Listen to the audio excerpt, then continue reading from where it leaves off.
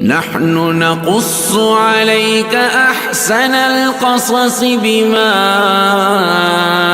أوحينا إليك هذا القرآن. بسم الله الرحمن الرحیم.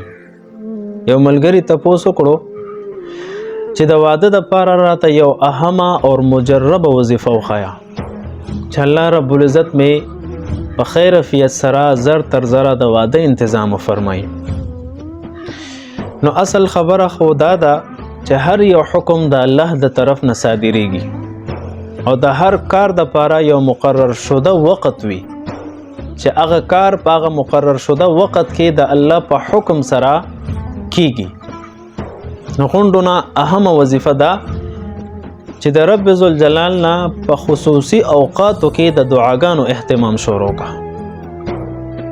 دویمه ده چې د هر موس پسې اهتمام سره د دې کلماتو ورد شروع کا. قرآن کریم آیات ته رب انی لما انزلت الی من خیر فقیر، رب انی لما انزلت الی من خیر فقیر.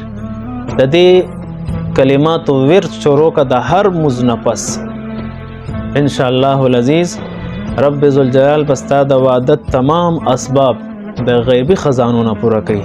کم د طرف نه چې بستا وهم او ګمان هم نه ور سره دا هم ضروری دی چې سحر او ماخام د سورۃ الواقعه تلاوت او د سورۃ الطارق تلاوت والسماء والطارق د دې دوه سوراتونو تلاوت سار او ماخام پابندۍ سره شروع کا.